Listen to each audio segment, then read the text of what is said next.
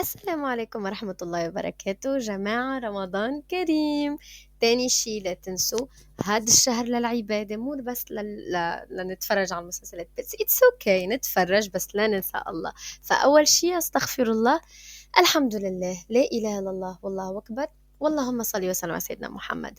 اليوم جبت لكم فين رح تتفرجوا على مسلسل إفراج لرمضان 2026.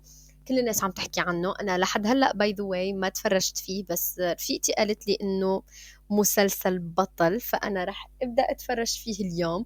ف لما كنت بشوف في الانترنت فين بقدر اتفرج فيه بدون اعلانات، لقيت هذا الويب سايت. اصلا عملت لكم كتير فيديوز على هذا الويب سايت، فرح تلاقوا كتير مسلسلات، بس بدكم تدخلوا لهون رمضان 2026 رح تلاقوا كل شيء. فأنا بس رح أحكي لكم على هذا المسلسل. الصراحة لحد هلأ ما عندي كل المعلومات عليه، بس بعرف شوية معلومات قالت لي إياهم رفيقتي، بس ما بدي أقول لكم إياهم لأنه رح أقول أي شيء. فهون رح تلاقوا 7 حلقات مثل ما بتشوفوا هون. ف I think في القصة.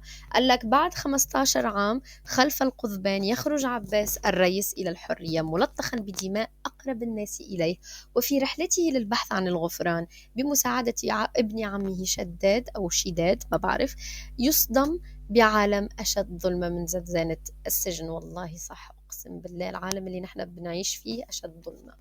فهون مثل ما بتشوفوا طاقم العمل عمرو سعد، أنا كتير بحبه هذا الممثل، كتير كتير بحبه عن جد، متقن لكل الأدوار عنده. فأول مرة I think رح أتفرج فيه في دور البطولة، بس كتير حبيته. حاتم صلاح، تارا عماد، كتير حلوة هاي البنت، ساعات ما بحس إنه عربية أصلا. سما إبراهيم، عبد العزيز مخيون I think، نوران ماجد، سارة بركة، علاء مرسي، شريف دعسوقي، زيت نو سامحني سامحوني، دسوقي I think، أحمد عبد الحميد، محسن منصور.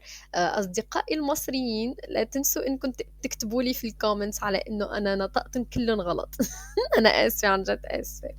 فكمان بس بدي أحكي لكم على هذا الويب سايت، فيكم تلاقوا مسلسلات تانية مثل ما قلت لكم، بس كبسوا هون رمضان 2026 رح تلاقوا I think كل المسلسلات، يعني مو كلهم طبعا، يعني المعظم.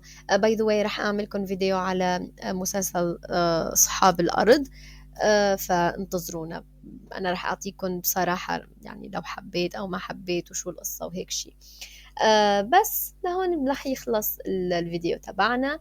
بحبكم كتير، ولا تنسوا مرة تانية استغفر الله، الحمد لله، لا إله إلا الله، والله أكبر، واللهم صل وسلم على سيدنا محمد، ويلا باي.